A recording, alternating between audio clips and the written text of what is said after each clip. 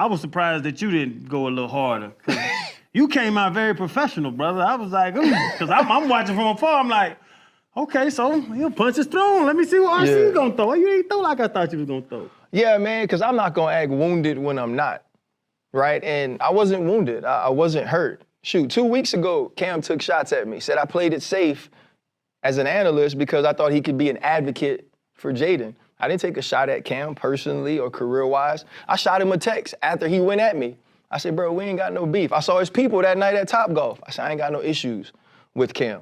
Then the Jalen thing comes up, and my analysis was, let me use Cam as a player to draw reference to. Let me use Eli. Let me use Patrick Mahomes. And just to not play it safe, instead of just saying Cam didn't win a Super Bowl and Jalen did and Eli did and Mahomes did, I said, I'm going to say cape and I'm going to bring up rings.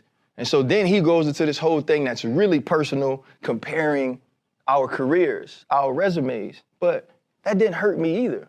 The reason I stepped up for Cam was back in the day when everybody was saying he shouldn't have an opinion, I think it was about Dak, I came on this show and said why he should.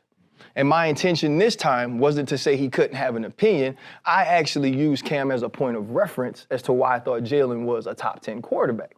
And so then when Cam says all that stuff, to me, that's a matter of perspective, right? Because think about if Cam was trying to introduce me to his 7-on-7 kids and was using my story to inspire instead of to insult, right? Because then he could say, yeah, nobody wanted this guy. They said he couldn't play, right? But an undrafted guy who was cut played longer than the first rounder that stands before you, because I played longer than Cam. Not only did he play longer than the first rounder that stands before you or the overall first pick, he played longer than any safety that was drafted the same year he was drafted.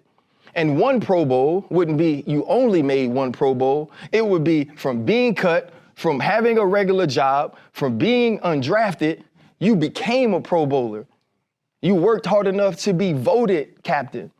You did get to change rules because of the way you played. And I think if you tell my story that way, it's a matter of perspective and you say, oh no, this dude did accomplish a lot. Maybe he even overachieved, which I'm comfortable with. Basically what Cam told people was that he was more gifted than me.